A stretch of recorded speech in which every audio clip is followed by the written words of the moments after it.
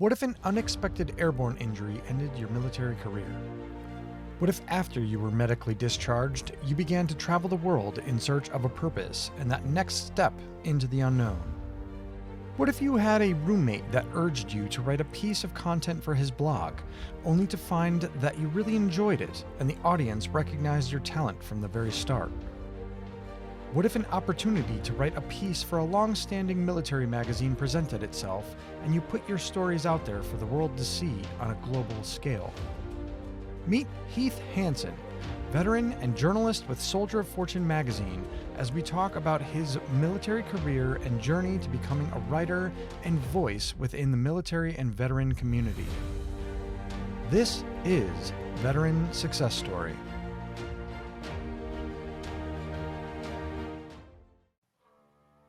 Welcome to another episode of Veteran Success Story. Today, I'm joined with Heath Hansen, veteran, writer, and journalist with Soldier of Fortune magazine. Yes, that's Soldier of Fortune. So Heath was somebody that I met during my book tour, and somebody that I told him at the time, I was like, hey, let's come around because I've been a fan of Soldier of Fortune. I mean, ever since I was a young private in the military. And I love some of the stories that they put out there. And Heath Hansen, I mean, he's one of the other reporters out there. He keeps it real, he keeps it raw, and he's somebody who follows the real story. So I'm not going to hold it up any longer because we got into the conversation, but check out some of his work. I'll put stuff in the description, links and stuff. And if you like this episode, follow, subscribe, whichever one's the free one or whichever one, is the platform that you're on. But I'm trying to keep this channel free for everybody. So the more subscribers that I have on there, the more of a chance that I can continue to do so in order to make this into something to where I don't have to inundate it with ads. So also tell a friend, maybe do a remix or put something up on your site to mention it. So every little bit helps. So thank you in that, because it wouldn't be where it's at right now if it wasn't for the people that are listening in and helping out in that way. So thank you for that. And without taking up any more of your time, welcome to yet another Veteran Success Story. Welcome to another Veteran Success Story. Today, I'm joined with Heath Hansen, who is a journalist, writer. You also do private security on the side, but what we're really looking at is you work with and publish a bunch of articles with Soldier of Fortune, which, it's just wild because, and you had said it before we got on here too, is I remember, I think it was getting to Fort Bragg, one of the PXs, and this is going to date me, I guess, a little bit, but they were still in the print magazine version of Soldier and Fortune. And I know that media is going through a bit of a transitionary phase right now, but it's crazy to think of, opening that up, and then here we are talking to one of the featured reporters and stuff over there. But no, Heath, it's great to have you on the show, man. It's great to be here. Thanks for the invite. Yeah, Soldier Fortune used to be, I think, only print, and then eventually kind of moved into digital. Who knows? Maybe they'll bring print back. That'd be cool to be in an actual physical magazine. But yeah, for now it's just digital. But they've got quite a bit of followers for sure on social media. Oh, that's definitely, as well as when there was stuff with the book end. And what I know you had interviewed me on the book end of things for a book review on the one I have back here, but it was it was funny to be talking to somebody from Soldier of Fortune when I had first gotten to Bragg. That was something that I had looked at and been like, wow, look at, this is crazy. Some of this stuff that you guys were covering in there and the lineage behind, I know Nick Rowe and stuff. There was a lot of stuff that went there. John Stryker-Meyer did some writing there. Just that lineage end, and then some of the guys coming back and stuff too, when they saw the article pop up on there, like, holy crap, like the books in Soldier of Fortune, like that's just crazy, man. At one point years ago, I had actually dated a girl whose father was a Vietnam veteran, Green Beret. That was MacV, SOG. And he had actually been, his photograph was in Soldier of Fortune from the 80s, because he eventually was a DEA agent working in the what is it, the Golden Triangle. I think he was in Thailand, and it was just crazy that yeah, years later, I'm writing in Soldier of Fortune, but yeah, um, yeah, it's a big name, especially kind of for the more old school, and they're trying to, I guess, incorporate like GWAT vets now, guys from our generation, and it's growing. It's crazy, like how the growth is going now over the past few months. It's just 1,000 every few weeks. It's another 1,000 people, followers, whatever.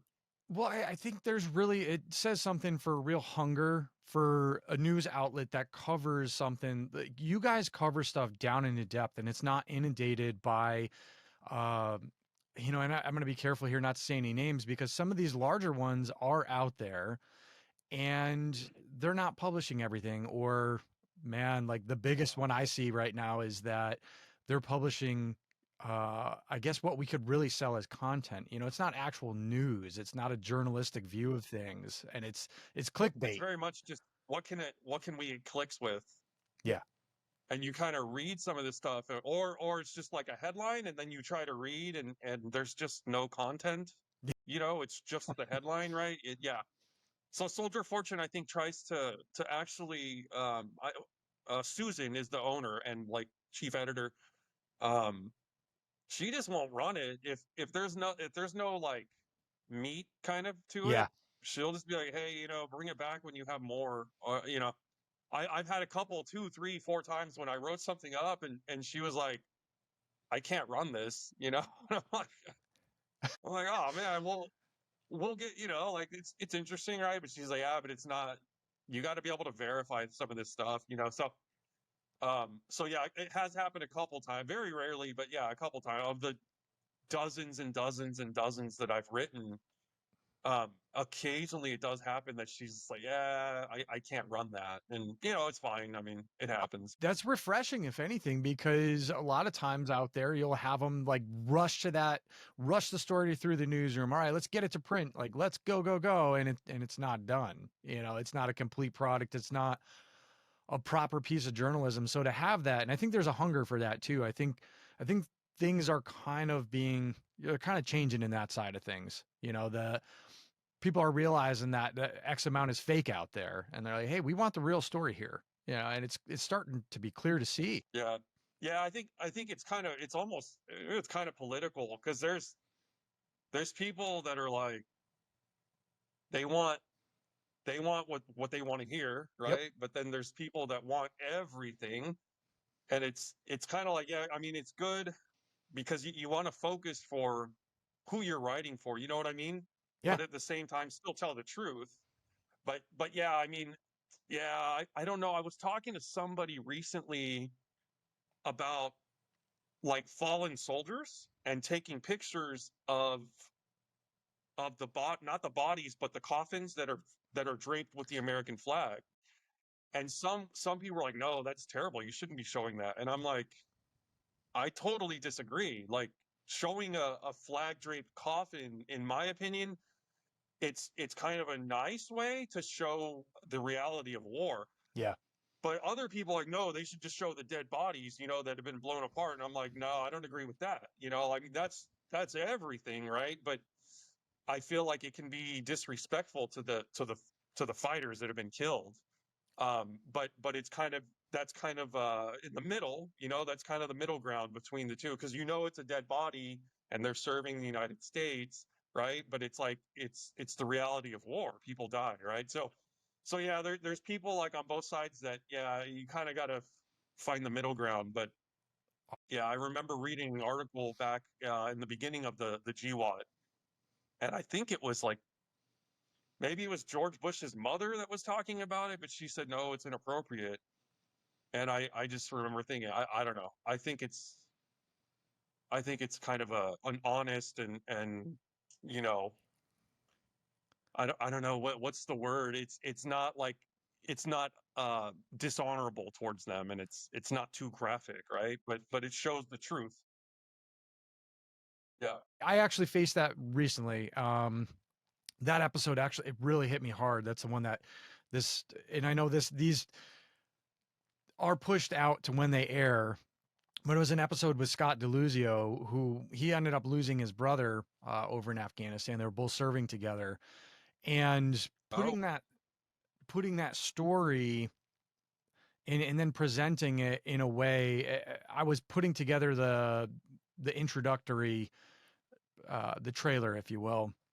And that's when it mhm. just really started to hit me, the full gravity of what I was presenting. And I was like, oh my God, man, like, I hope I get this right. I hope that I can honor his brother in that way, but also bring that story forward. Because this is someone who's out there within the veteran space doing stuff, and to be able Uh, to present it, but in a way that was honorable and honored the memory of his brother. And just that full gravity of it really hit me in editing and stuff. And I was like, oh my God, like it put things in perspective to a really, just a really real way. And I know I've done that in the book and stuff, but it just, something about it hit me differently. And it if anything, it's when talking with those stories or those people that it's made me think about it differently.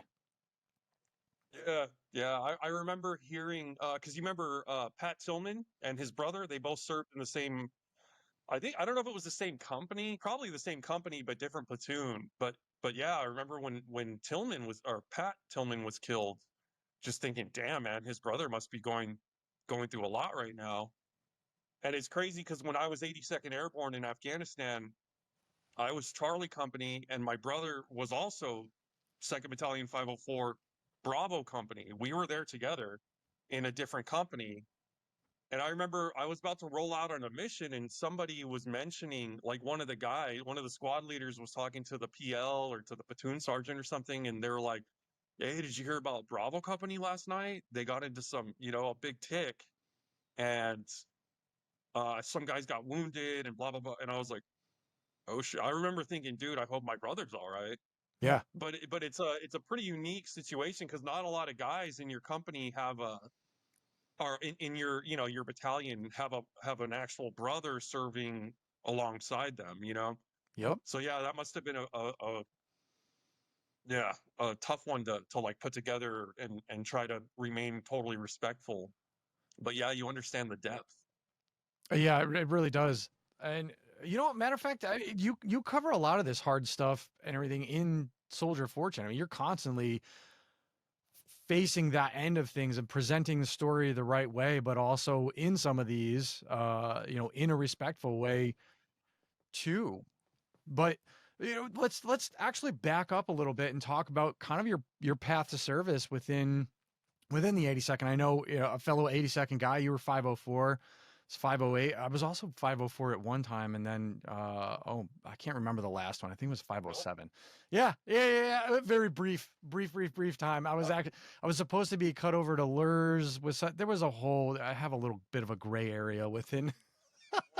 Lurs, what is that? Long range reconnaissance? Yeah, yeah. Oh, okay. 18th Airborne Corps for a little bit of time had them, and then Interesting. yep. Yeah, man, it was crazy because I don't know how it happened, but when I started with SWIC, I was an 18 X-ray trying to do the special forces and everything, and I was doing okay. Like I wasn't a standout, but I was getting all my navigation points. I was Yep. doing well, but I got injured, and they were like, "Yeah, dude, you can't continue, but we'll roll you back to the next class." And I was like, "I'm done, man. I don't want to do this." And like all the I mean, in SWIC, they were like having a. Do you remember the gig pit? I think you were 18 X-ray, right? I was, and I can relate 1,000% because there was a period to where they were literally breaking people off just to break people off, and you'd have huge swaths of people in Medhold. So yeah, I was like, dude, I was a winter class. I think it was in December, and I was like, man, they kept. There was points where the top of the gig pit would freeze, but then they would make us jump in and then do flutter kicks, and then we would have to go do land nav in that, wearing that. And I was like, dude, this sucks, man. I don't just send me to the line. So yeah, I was like, nah, I'm good. Just give me worldwide assignment, just whatever needs of the army. And I ended up getting a couple weeks later, a letter saying I was going to 82nd Airborne. So I packed my duffel bag and I went half a mile down the road to the 504. And And then they were, oh no, I went to the 325, which is about a mile down the road. Okay. And then Yep. so I'm getting the in processing for 325, and they're like, hey, where's Hansen? I was like, right here, Sergeant. Like, hey, your orders are messed up. You were supposed to go 504. So I go to 1504, and I was like, damn, dude, I thought I was going to 504. That's what they had told me. And then 3 weeks later, I was 1504. 3 weeks later, like, where's Hansen? I was like, here, Sergeant. Like, hey, your orders are screwed up. You're going to 504. And I was like, oh, okay. And they're like, you guys are deploying next month. And I was like, what? Well, yeah, you're going to Afghanistan. I was like, oh shit. So yeah, so I was like, all right, whatever. I got my stuff ready, and I was literally a month later in Afghanistan. Um, so yeah, I did my year there, and saw. I don't want to pretend like I'm some Rambo that saw like countless firefights and raids and stuff, but I saw a little bit here and there. I've been in firefights and IED attacks, and I've done some raids, and I don't even know, countless patrols, just so many patrols. And yeah, did my year out there, saw some stuff, came back, and then yeah, trained for a year, and then we were in Iraq. We did about 14 months in Iraq. And yeah, again, just saw some stuff, did my thing, and I was happy because I did. A lot of guys you talk to that go in the military are like, oh, I didn't get anything I wanted. I was lied to. I was this. I was that. But I'm one of the few guys that was like, when I joined, I wanted to be airborne. I wanted to be infantry. I wanted to go to Iraq, and I wanted to go Afghanistan. So I everything I wanted, I got.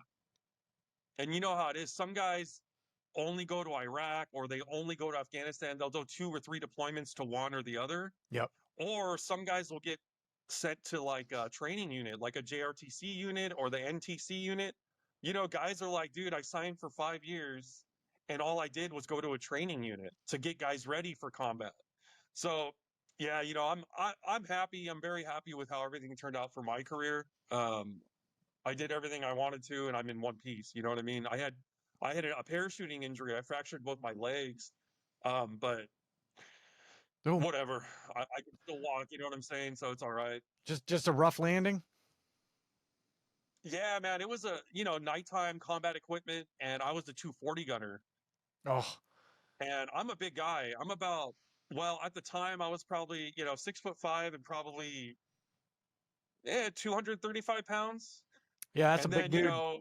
with the helmet and the body armor and the 240 Bravo, when you're jumping the gun and all the ammunition, dude, it's a lot of weight. It was probably over 300 pounds of stuff that I was carrying. Yeah, you're hitting max weight. I hit the ground.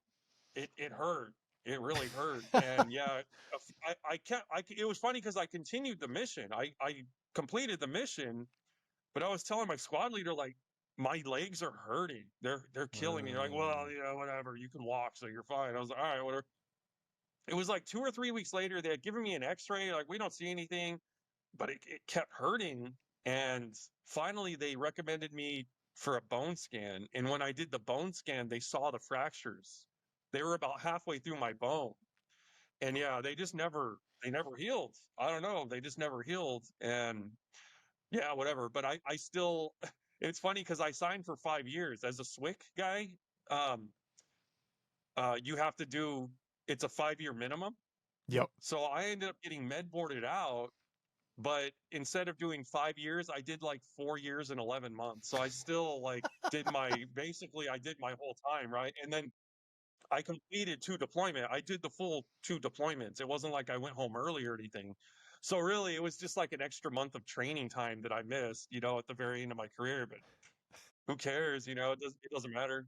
Well, and I know your adrenaline and stuff is so high when you do a jump like that and everything. So I've heard of other injuries happening like that to where they don't show up later, and I know how it is too, where they're it's the 82nd. They're, hey, suck it up, take some water and ibuprofen, drive on. Oh yeah, Uh, yeah, a little hey, Motrin. Yeah. yeah, But yeah, exactly. but like I said, I mean, compared to like some of my buddies, some of the battlefield injuries I saw with IEDs and guys getting shot, um, I'm like, dude, yeah, that's nothing. A couple broken legs is like, it's not a big deal, right? In the in the grand scope of things, right? But yeah, I mean, I'm very happy with how it all turned out, and I had a career that I can, brag about to most civilians now, so it's fine. I feel like among other paratroopers, I'm just a regular paratrooper, right? There was nothing special about me, but the other 99% of the US population, I got some good stories. Well, I mean, You know what there's I mean? something different about a paratrooper anyway, as it is. I'm start yeah, whether we're special or not, in one way or another. So how did going from that, like, I mean, you had a path afterwards, like post service, and there's a little bit of a gap in between that led to Soldier of Fortune. What happened there? How did you end up, like, what does that look like in between there, and how did you end up working for Soldier of Fortune? Yeah, man. So I got out April 2009, um, and immediately just jumped into college. I was just like, hey man, I want to get this degree. So yeah, April. So I think I immediately jumped into summer classes. As like after a month or so, Yeah. I jumped into the summer courses, and yeah, I started working on my business financial services degree. So that was at a junior college. I think it was a year. I did a year of courses, and then boom, I got to San Diego State. And I just, again, I was just, yeah, knocking out classes. I was a police officer because you remember the recession in end of 2008, 2009. Oh, That was when it was a big deal to have a job. So the department, they offered me a job, and I was like, it was funny because I was with a buddy that I didn't really want to be a cop. That wasn't like my thing. yeah. After getting out of the military, I was kind of like, I'm done wearing a uniform, carrying a gun, all that. I'm done with it. But one of my buddies was like, "Hey, dude, I'm going to take the academic test for the police department, and I don't want to go and stand there alone."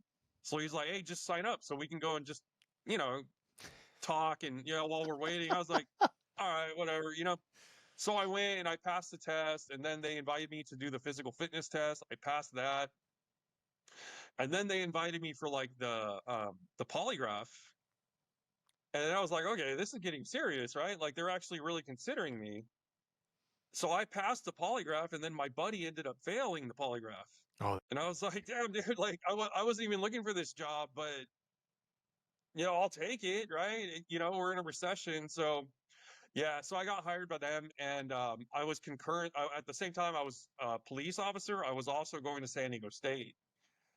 And that was rough. I was working at least 40 hours a week. A lot of times I would sign up for an overtime gig. So I would do like a DUI checkpoint or whatever on my off days because they needed officers, and you make good money.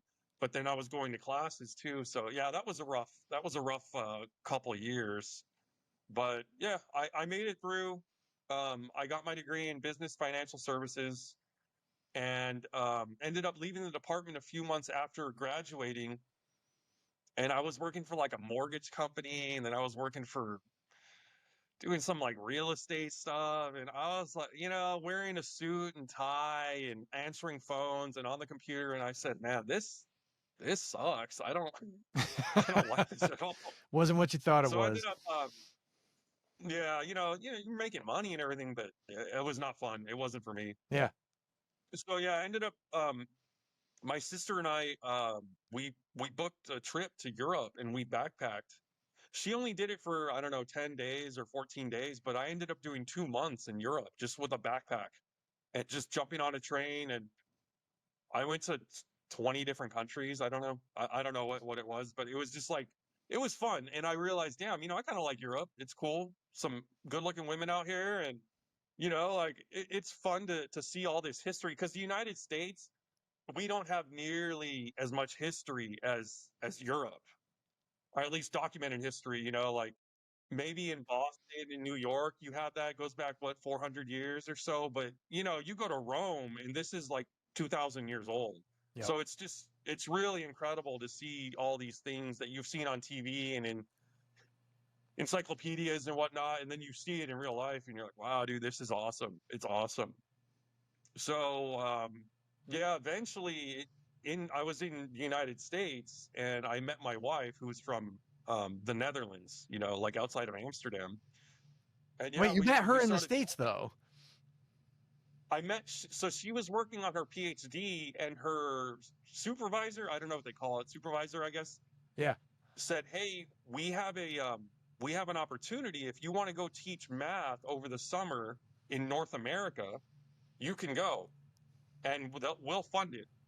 And that gave her an opportunity to travel in Canada. I think she went to Ohio and Tennessee and eventually California, Southern California, and into Mexico.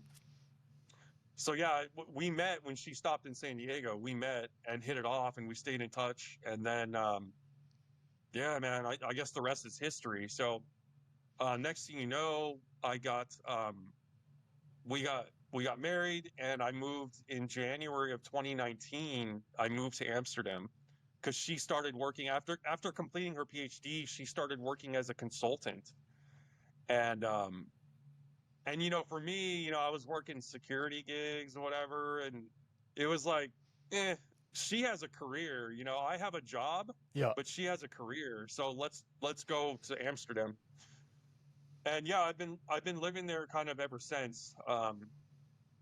And yeah, it's a unique thing as an American living there, you know, especially when I come to the United States and I tell people, well, yeah, I'm from California, but I actually live in Amsterdam. They're just like, oh, what? But yeah, it's really cool. It's unique, and I'm definitely glad I've had the experience. I do miss the United States sometimes, for sure. But yeah, you know, we have two kids, and for like continuity with their education and everything right now, it just makes better sense to stay there. You know what I mean? Yeah. No, I know exactly what you mean, and that's how, Yeah. like, what do you think of like well, maybe this is too personal of a question, but like the educational system over here versus there.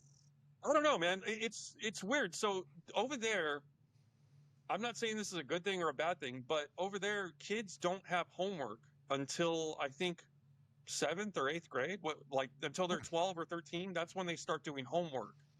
And I know for me, I had homework for forever during Yeah. while I was in school, right? We just had homework. So I don't know. I mean, I think it's like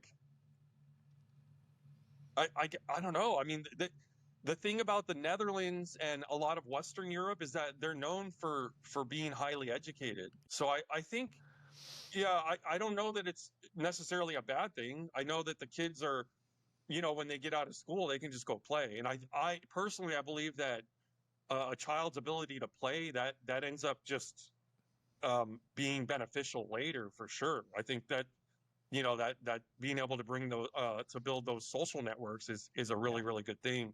Um, I don't know, in terms of education. Yeah, a lot of people there. Whereas in the United States, I've seen people my age, or you know, like in their 20s and 30s, a lot of them have master's degrees at a minimum. Whereas in the United States, all you need is a bachelor's, right? Like a bachelor's is kind of like the new high school diploma, sort of. So, so yeah, you can, you know, here you can get a bachelor's degree and you can function, right? You can find a job, and they don't need a master's. Over there, kind of only having a bachelor's degree, it's kind of like You're not it qualified for seems like, much. you know, you need a little more, right? Like it's Yeah. almost like what would be equivalent to just going to a junior college here, maybe, kind of looked at that way, right? Like, not that there's something wrong with it. It's better than just high school, but yeah. So yeah, a lot of people have master's degrees there. And yeah, you know, I feel like they're, they definitely have their own political perspectives on things. Hmm. And, I would say that there's definitely like a kind of left leaning bias. Yeah. Um, but nonetheless, you know, you definitely, you meet people that are educated, and you know, they can talk, you know, a lot of history and art, and you know, I mean, they're generally, I would say they're pretty smart people just in general, you know. Yeah, well, and having that base book knowledge there too. I mean, that's it seems to be more and more, well, I mean, relevant, but also the amount of information that you can have at your fingertips these days. but there's two sides of it as well, I guess. Like, as I'm saying this, I'm also thinking of the fact that within the information and stuff that you get online, and we talked about this earlier, the fact that not all of it is not all of it's real, or a lot of it has bias in it, or Yeah, the true. fact that proper journalism and stuff is kind of at stake with some of these things, and presenting that full spectrum picture, or hey, these are the facts, and let the reader make up their mind. So Yeah, absolutely. Yeah, there's times when I just wish there wasn't any lean, not right or left. It was just like, hey, here's the facts. There was a bombing on this day at this place, and we believe it was carried out by this guy. yeah. And then whatever, like don't put any other spin on it about race or politics or religion or whatever. Just these are just the facts. This is all we know, and here's the footage or whatever. A lot of it plays on emotions these days. They play on that Yeah, emotions because absolutely. that's what gets your views or your your clicks. And that's a measurable metric, as opposed to, hey, this is the news, this is what happened, this is what we know right now, and here's the facts. That doesn't really sell to so much. But Yeah, yeah. I mean, because a lot of times people want to. It's like confirmation bias. They want to hear what they believe, right? So that's what I'm going to watch. But yeah, I mean, I kind of personally, I deliberately, I'll try to watch, the American news stations from many different networks just to yeah, kind of get a better overall perspective of what actually occurred. But I had another guest on that said the same thing, the exact same yeah, thing. there's always going to be a bias, but if you can listen to a left-wing bias and a right-wing bias, hopefully you can kind of synthesize that into your own personal opinion about what occurred, right? So back to the Soldier Fortune. Like, where does that pick up? So, I ended up during my wife's PhD, she studied at Oxford, and I went and lived with her for 3 months out there. And while we were living there, one of her roommates had her boyfriend visiting, and her boyfriend just happened to work for Forbes magazine. So I was just downstairs, I think, eating breakfast or lunch or something, and he comes downstairs and he's like, "Hey, what's up, man?" I was like, "Hey, what's up?" And he's like, "Where are you from?" I said, "Oh, San Diego." And he's like, "Oh, really? I'm from. I think he's from like L.A." And we kind of start chit chatting, and he's like, "Are you a veteran?" I said, "Yeah." "How do you know?" And he's like, "Oh, I don't know. You just have that vibe about you, whatever." I was like, "Yeah, yeah. I was a Iraq, Afghanistan. I was a airborne infantry." He's like, "Oh, really?" And so he was actually a DOD civilian that served in Afghanistan as well. I think he did a year there, and he was working under a general, I believe, and he was putting together like the statistical reports Okay. to try to kind of interpret what the enemy was doing, and potentially where the enemy may be heading, or what they may be doing next, like where they're going to emplace IEDs or where the next attacks may come from. So yeah, it was pretty interesting that he had that experience. So then next thing you know, he's like, "Well, hey man, I have my own little online journal. If you're interested in just writing a story, just tell me a story about Afghanistan. I'll look at it, and I'll get it published." So I was like, "Yeah, cool, whatever." I hadn't written anything since like college, just since the last term paper or whatever I had to do. So yeah, I just wrote up a story about the first time we had made like real not like rocket attacks, but actual, like, out in the field we made contact, and it was about yeah, the first IED. And yeah, three of my buddies or four of my buddies had to be medevaced. One of them, his arm got blown off. Another one had really bad shrapnel on his face. Another one had shrapnel also on his face and lost his eye. Um, um, yeah, so I kind of just described that, and wrote about how that went down. And then he published it a few days later, and I just remember seeing it and thinking, wow, this is cool. Like, this story that I just told, it's accessible to anybody in the world. Yeah. They can read about this story. And I thought, wow, like, I can tell not only my story in the military, but I can tell the guys I serve with. This gives me a platform to tell their story too. And yeah, I started writing more, and then I realized, okay, it's cool. This guy's got his own little online journal, but then I realized it's little, right? It's kind Yeah. of small. So I thought maybe I can do this on my own, and I can send it to a bigger audience. And then I remembered, as a kid, my father read Soldier of Fortune, so I was like, I'm just gonna write something up and I'll send it to Soldier of Fortune. Maybe they'll publish it, right? So I found the editor email. And yeah, I sent it out, and then next thing you know, I had seen a documentary on the border, um, and I think it was called Cartel Land.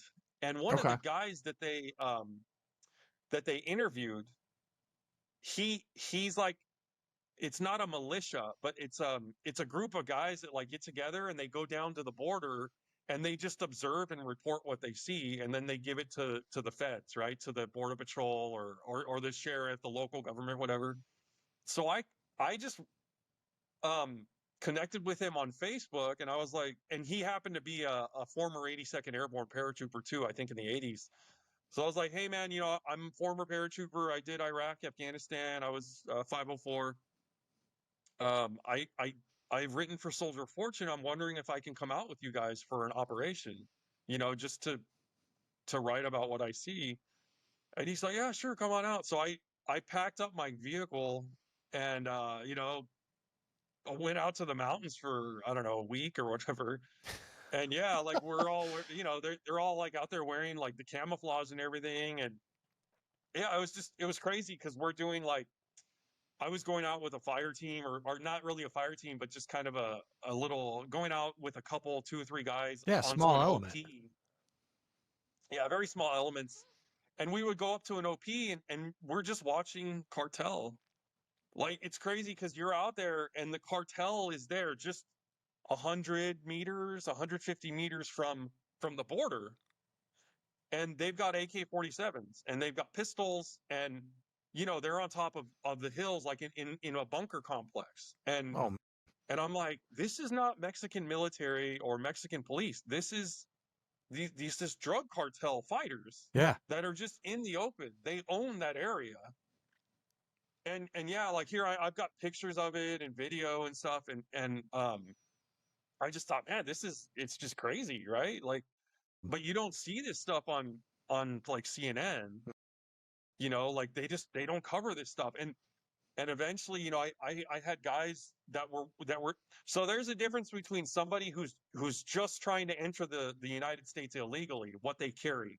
They usually have small backpacks or like plastic bags or whatever, just enough to get some food and water and just to get to the pickup point. Yeah. But when you see the guys with the big packs on their backs, like these are like rucksacks almost, like they're big.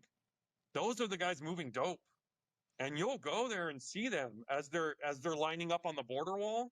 You can see them as they're getting ready to cross. And they'll have scouts.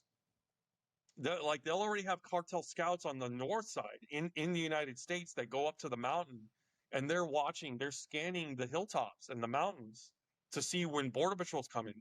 And when border patrol like goes down whatever, this gulch or that gulch, or this depression, it's like, oh yeah, you can see them on the road heading back north. So hey, move the guys now, and you can intercept the radio traffic.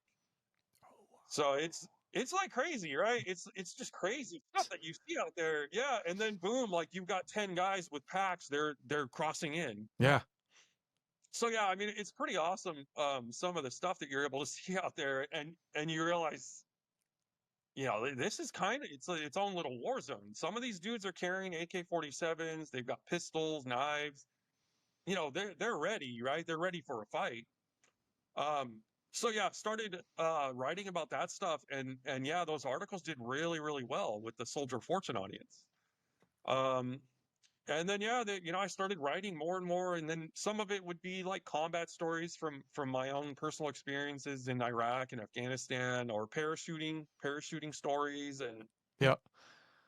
yeah, I don't know. And then I started doing interviews with people, book reviews. I did an article about Africa, the um what's it called, like the wildlife preserves out there, Okay, yeah, yeah. In the Congo. Poaching and stuff like that. Yeah, to stop the poachers Okay. and the illegal mining and yeah, just I've done a lot of stuff, a lot of stuff. I went to Bosnia and I saw some graffiti that was pro Wagner, the Wagner group, Oh, and I ended up writing an article about just about the Wagner group and how they have a support base in Bosnia. It's just like crazy stuff that I'll see these opportunities and I'll just I'll write about it. And yeah, Soldier of Fortune, like I said, most of the stuff they're gonna publish it. They really like the stuff that I come up with. what makes them great is because these are the stories that they're not getting otherwise. Like if they didn't follow the Soldier of Fortune end of things, they wouldn't see this stuff. So I mean, it's great that there's an outlet like that out there, putting out the real news. And then I think that it's probably a little different just because of the base of who they have reporting on this stuff. It's uh, is all of the staff over there, and I haven't done a ton of research on this, but is all the staff over there pretty much former veterans, or they just get them embedded in those type of situations and stuff? Because I know that it takes a special kind of person to be watching cartel rat lines and stuff cross over, and or jumping into Bosnia. Yeah, I think yeah, most of them, from what I know, most of them are vets. Not Yeah, all of them, but most of them have a veteran background or like law enforcement. They were former police or whatever, like paramilitary kind of. yeah, Um, yeah, but yeah, I think the fact that a lot of the stuff that the Soldier of Fortune guys write is firsthand experience. It's not just stuff that people tell them or yep. that they're gleaning from this or that. Like it's just not like when I go out there, I'm just telling you what I see. It's firsthand, right? So I think that's another thing that Soldier of Fortune readers like really appreciate. Yeah, no, I know it's something that I do. It's hard to find. Sometimes you do have to wade through some of the stuff to find the real story, or to be able to know the truth behind something. You'll hear something. I think it was when the Russian Ukraine stuff first. Well, not first started kicking off, but not the Crimea side of things, but the more recent end of things. And I had a friend of mine that I had deployed with who he was Ukrainian and had family still over there. But I fought with him in Afghanistan, trusted the guy and everything. And I'm like, hey, like what's really going on over there? And some of the stuff that he told me, and everything, and I was just like, good God, man, like people just they don't see that end. Yeah, I actually, yeah, I just recently did a book review for it was about Wagner specifically, and yeah, like their time in Ukraine, some of the stuff I'm like, phew, it's crazy. Like they talk about meat grinders, and they're sending like these Russian prisoners are like, well, hey, I've got a 10-year sentence for robbery, but if I survive 6 months with Wagner, I'll be free. So they yeah, it's like, damn man, like some of the stuff, but a lot of times like they'll use those prisoners because they're not like military trained, right? They do a 2-week crash course Yeah.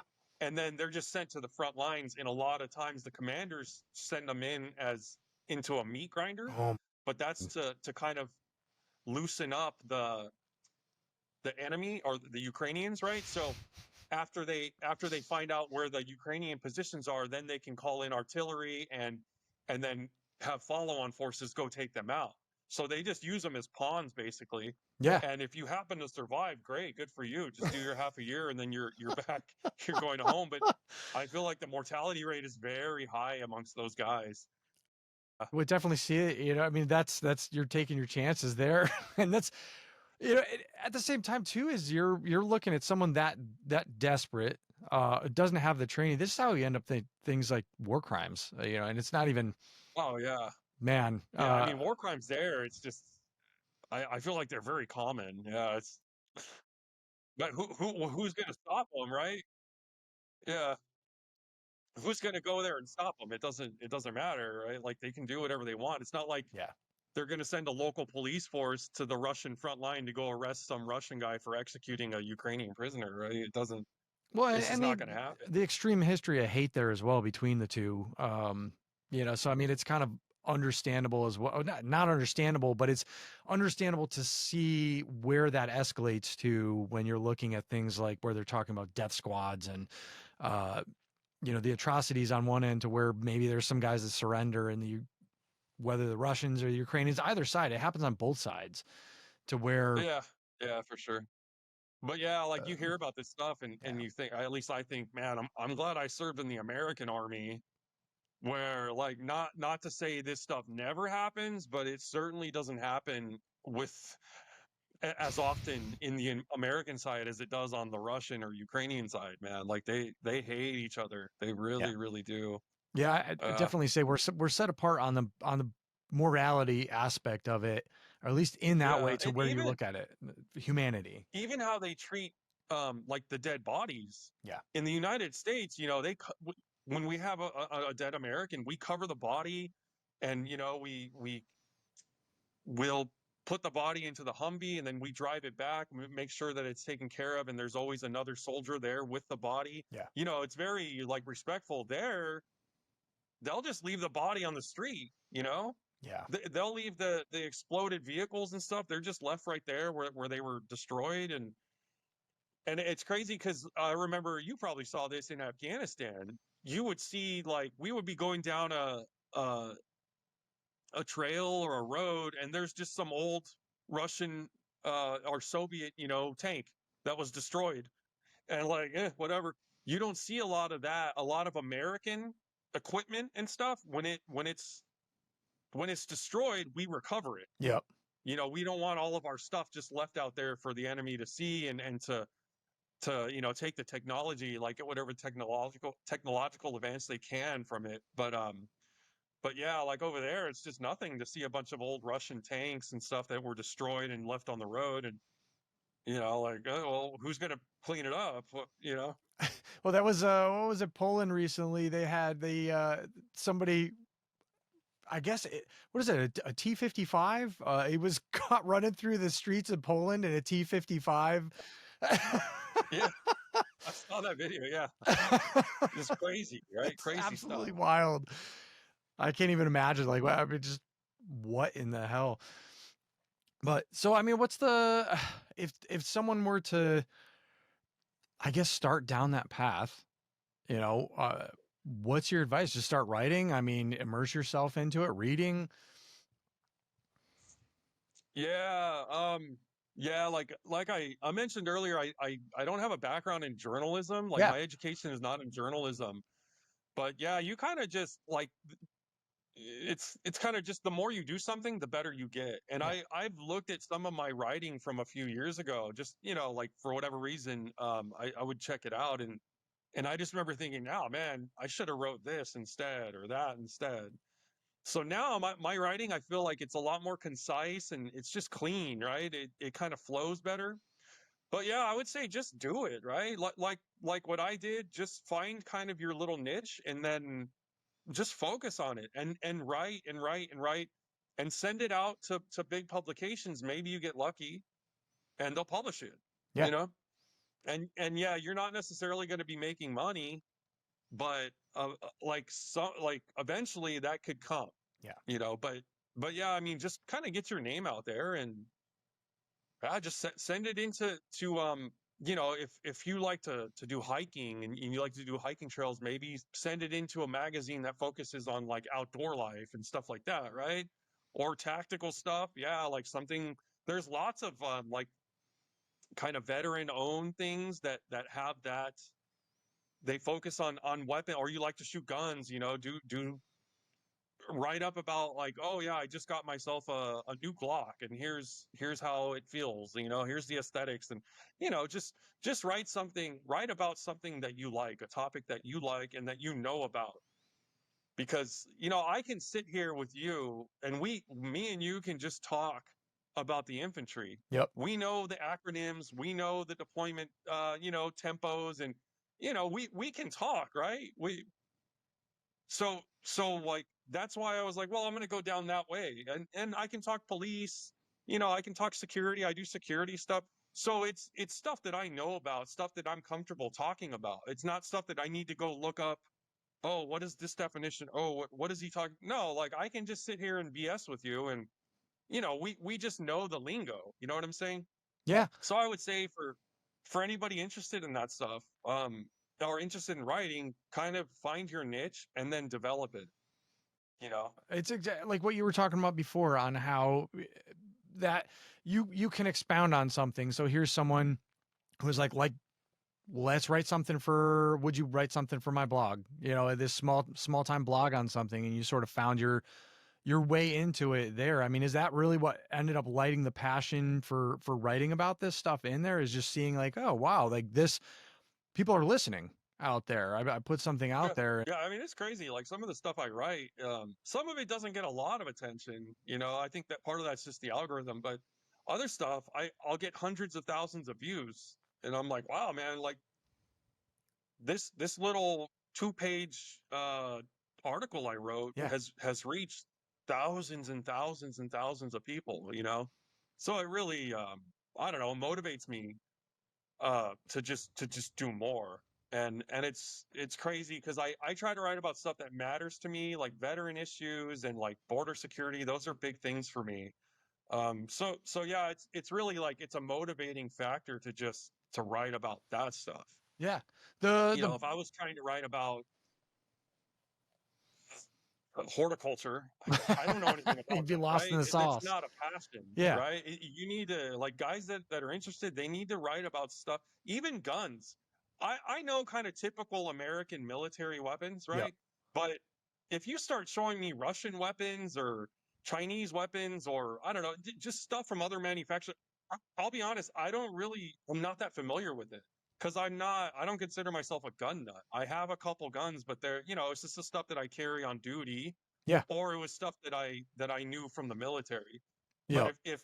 if some of these guys, they know the lingo of guns, right? They know all the different calibers and the grain weights and like the max effective range of this and that and the other, and like I don't know anything about that stuff. I know kind of the basics, man. 9 mil, 40 cal, 45, and then 5.56, 7.62. Like that's it, right? Yeah. But I'm just not one of those guys that cares that much about guns. I like to go shooting here and there, but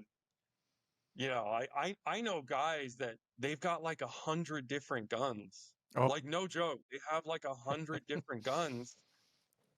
And to me, it's kind of silly. Like, what? You only got two hands, right? Like, how many guns can you shoot? Right? So yeah. But I mean, if that's your thing, if that's your interest, yeah, maybe write about that and just talk about why you like this gun or that gun, whatever. But so what's your favorite story to write about? yeah, I really enjoy just going down to the border and doing the border stories. Yeah. I don't know uh, I don't know if this group down there is going to do another op anytime soon, because the border, from what I'm hearing, is basically secure, and they started rebuilding the wall, and um, I know like the contacts have gone down like 96 or 97%. So I really don't think that if I was to go out there now, like there'd be much going on, to be honest. But yeah, aside from that, I enjoy yeah, just writing about like my personal experiences in Iraq and Afghanistan. Yeah, I recently did an article or an interview with Marco Krohn. He received the Military Order of William, which is equivalent. It's the Dutch equivalent of the American Medal of Honor. Yep. So he's a really cool guy. He had an interesting story for sure, and I'm hoping to do a follow up with him. But I've had a lot of other stuff going on because I'm in the process of trying to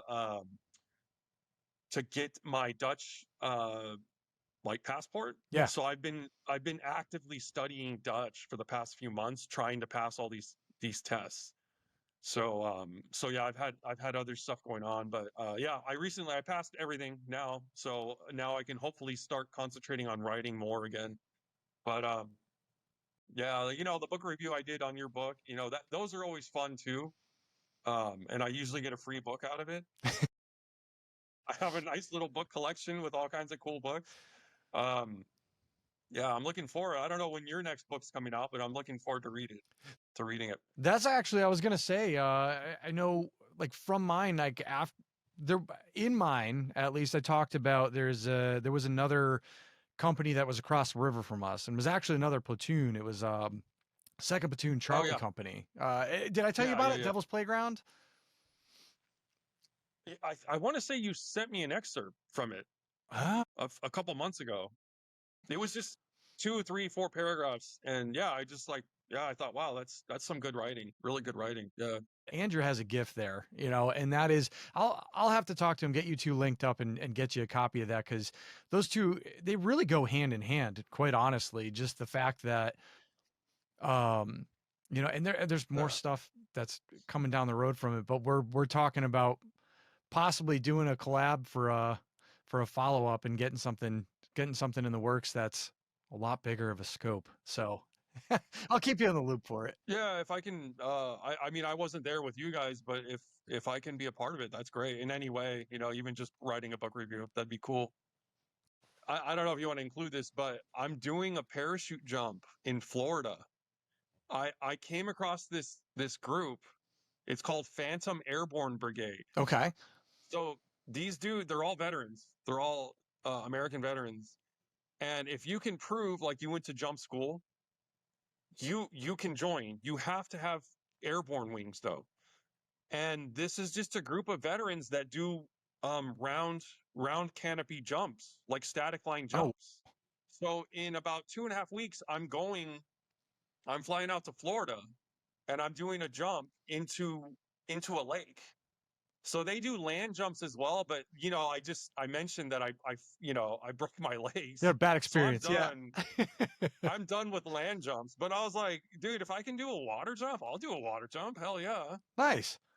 So yeah, I'm going to be out there. That'll probably be my next story. I'm going to write about that. And they do it in an old C-47 that actually carried American paratrooper from the 82nd paratroopers into World War II. They did jumps out of this plane in World War II. No It's kidding. pretty cool. That is It's pretty pretty cool. yeah, it's pretty awesome. And yeah, I mean, you or any of your buddies, with airborne wings, you guys can join. What You know, what side of Florida is it? Because I know a few people down there. right outside of Orlando. No kidding. Okay. Yeah.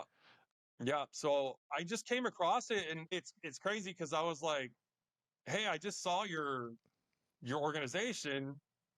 Can I get on a manifest for a water jump? And he's like, oh, bro, sorry, man, it's already full. And I was like, all right, well, I write for Soldier of Fortune. So if I ever get on the manifest, I'll write up a story. And he's Yeah. like, oh, hey, I'll put you on. I was like, all right, perfect, You got that So strap yeah, Hank I got a slot. slot. Yeah, I got a slot for May, so I'm happy about that. And then I'm trying to get another one in August if I can come out from Europe because I'll be back in Europe by then. Yeah. But yeah, hopefully I'll be jumping in August. And yeah, tell your buddies about it. I absolutely will. No, I've got a few of them already in mind that I'll have to. I'm gonna look up the organization and put them in touch for sure. I'm gonna have to check that out Yeah. too. I I did I ever tell you about my last jump in division? I don't think so. So I had a cigarette roll out the door. I jump out and I'm coming down. I'm counting in my head and I'm like, man, this don't feel right. And I look up and back and I just see like a streamer waving, and I'm like, oh my God, like this, of course, on my last jump in Yeah. division, this is the last one to bring me up to pay. I didn't even want to go. I told him to take, I was like, you know what, just take my pay at this point. I don't care. I Yeah. think I was 10 days out from out processing, and they're like, no, you're going, we're going to get you that airborne pay. And here's in my mind, I'm like, Yeah. here we go. Last jump in division. Like, This is the one I'm gonna burn in. burn in, Yeah. baby. Did you throw the reserve? Oh, heck yeah. I pulled the reserve. I was like, Okay. Yeah. what are they going to do? And, it's funny because I was waiting on the ground, like after I hit, I was waiting for them to say something. The FLA comes burning over and they're like, um, hey man, you all right? Good. All right. And they just go taking off down to the, Yeah. to the next possible injury, I guess. Yeah. I remember one time, I don't know why, but when I had jumped out, I was like my chute I couldn't tell if my chute had opened all the way because I had so many twists. Yep. And I was like, damn, man, I don't know if I should throw my reserve or not. Cause when it opens, you look up, make sure it's a full canopy. Yeah. but I was so twisted that I kept pulling. It was like 15 times I spun around, Oh. and finally it was full, and I was like, oh, because otherwise I would have had to throw the reserve. But no, I was lucky. I never had any entanglements or anything, so that worked out well. Well, and that was on a T10. I think so, yeah. Yeah, if it was back in No, 2008 and what's stuff, the I new don't. one? Is that the T11? The new one, the square one, is the T11, and No, I never did a square. Yeah. I always did the round canopy. Yeah. Yeah. Yeah, well, and Yeah. same, and the rate of descent is much different on the two. I've jumped T11. I think it was only once. It might have been twice. But Are they nicer? Is it a softer landing? it's a softer landing, but the thing's a sky bus. I honestly, I like the MC6 jumps because there's a round canopy. You have forward 6 knots. You got your toggles and everything. I know that they were running them in Swick for the longest time until they had so many injuries because of so many people running with the wind, and it's. Well, I got the good advice from someone to where I'm like, well, hey, how do I? And he's like, look, just act like it's a T10, and notice what direction you're going, and then just turn around. I'm like, oh, okay, yeah. no problem. Good Steer advice. into it, yeah. Keep it simple. Yeah. Never had a But problem. that's why I was like, hey, if I can get on a water jump, I don't need to worry about any of that. It doesn't matter, right? Like, yeah, I'm not worried about a hard landing anymore. And then they have boats. There's just volunteers out there that pick you up in the boats. So yeah, I don't know. I think it'll be fun. I'm looking forward to it. But yeah, dude, it'd be cool if we can meet out there, do a jump together. That'd be hella cool. I mean, Yeah. I'd be down. It'd have to be something like that to get me to jump out of a plane again. So Yeah. I talked to one of my buddies who actually lives in Orlando, and I was like, hey, are you gonna do a jump with Phantom Airborne? And he's like, man, I did 20 years, and these land jumps are hard on the legs, man. So I don't know if I do one, I'll do the water, and that's where I'm at too. Like, I'm not doing a land jump, but I'll do a few water jumps. I think that's cool. yeah, heck yeah. But, nah, I'm yeah. game for whatever. Honestly, How many jumps do you have?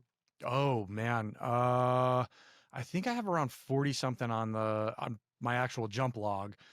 Oh wow! But I've got more. That's good. I've got more. Yeah. Okay. No, you have quite a bit, man. A decent amount. They would just shove me onto them. A lot of times Oh, but you did a lot of time in Swick, right? I did. Believe it or not, though. So you did a bunch of jumps with Swick? I did a bunch with them too. Oh, okay. Those are the ones that they actually properly logged. That's probably why I have so many actually logged on there, because the 82nd, like the only ones that they ever logged for us were the ones that counted for pay. So sometimes, there was months where you jump a few times and they're just like, we're doing the follow-on missions. Yeah. If you got the pay, if you're not pay hurt, then whatever, we're not going to log it because it doesn't matter. Yeah. Exactly. Which was kind of weird to me, because it was like down the road when you look at injuries and stuff like your instance and everything. And I'm sure that all of them, every single one of them, whenever I go to the VA or something and I say, they're like, well, what'd you do? Airborne infantry. And they're like, oh, okay, knees and back. And I'm anytime, so it's a common thing with that. So you would think that they'd want that jump log to be, really detailed. Or guys that are trying to make a career and become a jump master. Yeah. The more jumps they have, the better. It makes it easier to, because I don't remember for jump master, what do you need? 50 or 100 and however many nighttime. And, I don't remember. Things change around, and I think I definitely had the qualifications to be able to go for jump master. And I know when I cycled back around, it's either that or I was close. When I cycled back around to the 82nd, they wanted to send me over there. Yeah, I mean, it's the 82nd. I was game, but at the same time, I had my sights set somewhere else. Yeah, it's crazy. Like the 82nd is a really unique division because that's one of the few, I think, divisions where you can do 20 years there. Yeah. Whereas a lot of other Army units, you'll do 2, 3, 4 years, and then you do another enlistment and you go somewhere else, and then you go somewhere else and somewhere else. But, I met dudes that were 82nd for 20 years. Yeah. That was it. They didn't know anything about Korea or Fort Campbell or Hawaii or Vicenza, whatever. It was just, no, dude, I did 20 years in the 82nd. It's Airborne Mafia. That's their whole Army experience. Yeah. Yeah. Well, they actually, and I'd have to talk to one of my one of the people I served with in the past and stuff, because I know he said that some things changed with that, and they actually got in trouble for some of that because they were sheltering from orders people. But it was, I mean, they like to keep good people, and you can't blame them for that, because if you've ever met anybody outside of Airborne, I did a little bit of reserve time, and it was in another Airborne unit, but I've worked with and met other people that were in the leg units and everything, and I know they joke around about it all the time, but there is something different to be said about an airborne soldier. There really is. Oh, Let's face it. yeah, it's funny. We had a guy, I believe it was after Afghanistan. When we came back to the States, and the guys were ETSing, Yeah. and we were getting the new guys that come in. We had a guy that came from, is it Second ID from Korea? Yeah. I think it's I think you might be right there. I don't remember, but anyways, he had done 4 years in Korea. Never got in trouble, never did anything wrong, no Article 15, nothing, just a good soldier, right? Yeah. So this dude re-enlisted, and he wanted to be airborne. So he re-enlisted for 82nd Airborne, Fort Bragg. So this dude comes to our unit, and the poor guy, man, he didn't understand, like, the whole army is not how it is in Korea. Like, he got to the 82nd, and it was just discipline, discipline, discipline, discipline. Yep.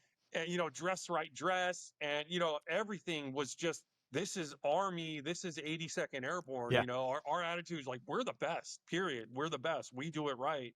So he's getting smoked, and sergeants are yelling. He's an E4. I think he was E4P.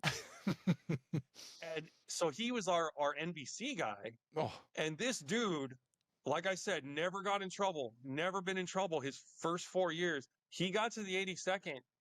He failed the first drug test, and he was like, I'm out. I'm done, man. And he took a chapter, or like an OTH or whatever. He just said, I don't want to be here. I'm done. And just, he pissed. I think he pissed hot twice, actually. And they said, all right, you're out of here, man. Because he was like, I can't take this. I can't take this, dude. I can't live like this. Because I think he re-upped for 3 or 4 years, and Oh man. he was like, nah, bro, I'm done. It's definitely it's a high stress atmosphere, and there's people that thrive in it, and there's people where it will freaking crush your soul. Yeah. And for me, I had gone from, basic training to airborne school, infantry school, airborne school, and then I was SWIC. Yep. Which is like, you got to be a bit more tough than the average everyday infantryman to go SWIC. And then I went to the 82nd. So all I knew really was the dress right dress. Yep. And just discipline. I had been, my whole career up to that point was just, oh, I'm getting smoked again. Okay, well, whatever. That's typical. Like, that's just how the Army is. And I remember when I got to the 82nd, the sergeant major came in and greeted all of us. And Yeah. he's like, listen up, man. In my unit, if you're not miserable, you're wrong. I was like, all right, whatever. Like, it is what it is. Yep. But it was just like getting us ready for, like, dude, this isn't fun. This isn't a fun thing. You're here to be war fighters. Yeah. And expect to be miserable quite a bit. So yeah, I think that dude that signed up from Korea was just like not expecting that type of discipline and order and just constant schedule. Like, he wasn't ready. I totally get that. That's and then, well, on the outside too, it's even, man, with the book publisher and everything, they put out a date, and I stuck to it, and I expected them to stick to it. And when it came to it, they were kind of like, oh, we just sort of expected for you to push it like we do with everyone. And I'm like, oh no, it's go time. Like, we are moving. Yeah, I think that's why a lot of companies, they like to work with veterans, because veterans are used to the structure, and like, hey, if it has to be done at this time, that's what time it's going to be done. Oh, I have to work late. Well, whatever. It's the mission, right? Mission accomplishment. That's it. So I think a lot of companies appreciate that, from kind of that. They get that attitude from a lot of veterans now. I think so as well. I definitely do. Hey, Heath, man, it's been good talking, man. I hope that I hope to see you on one of these jumps. Honestly, that might be Yeah, something cool. man. We'll have to. I'll send you when I finish my article. I'll send you the article. Feel free to share it on your social media network. And yeah, maybe we can link up. You can well, like I said, you've already got your parachute wings, so you're qualified. And yeah, that'd be cool. Maybe see you in August. That'd be amazing. I know there's someone out here this way. They kind of do the same thing to where if you were in an airborne unit and you have your old jump log, they were literally, it's a skydive company. Cause I asked them, I'm like, hey, I don't want to jump tandem. Is there anything? And they were like, no, man, you're former, you're a veteran, former airborne. You got your old jump log? I'm like, yeah. What do you got on there? And I told them, 40 some odd jumps. And, oh no, you're good. Just bring me the jump log down. We'll write it off on there and we'll get you out. I'm like, all right. Okay. So, yeah. but hey, man, hang tight. I want to ask you about something afterwards. But I thank you for coming on, man, and taking the time. Appreciate it. Thanks for having me. It's actually been pretty fun. Just talking shop. It's always fun to talk to former paratroopers. Yeah, man, it really is. It's always a good time to catch up with somebody who is also crazy enough to jump out of a perfectly good airplane. Yeah, exactly. Yeah. I hope you've enjoyed this episode of Veteran Success Story. If you liked some of what Heath had to talk about, or possibly some of the things that he talked about piqued your interest, go and take a look at Soldier of Fortune magazine. Also look him up in there. His name is Heath Hansen. I'll put him in the description links and a link to Soldier of Fortune and their digital side of what they have. And you can check out Heath and his portfolio and everything that he's been doing on there and getting out stories and some of the pictures he's got. It's phenomenal work. So again, I hope you guys enjoyed the episode. Tell a friend, like and subscribe so that I can continue to keep this free. Because information, honestly, in these days, information, it should be free. This stuff should be free to be out there. I'm not going to run a Patreon or anything like that. But you guys got to help me out in liking, subscribing, and telling other people about it so that the word spreads and that I can grow this thing without having to monetize on the platform, because that's not something I want to do. I know when I'm listening to a podcast, I don't want to hear ads constantly popping up. I know they're necessary for some of this stuff. Maybe one day it'll end up going that route, but I hope to keep it in a way to where it's not distracting from the content. So join me again for another episode next week. I have somebody else coming on that you guys are really going to enjoy. So tell your friends, like and subscribe so you don't miss that episode. And until next time, this has been yet another Veteran Success Story.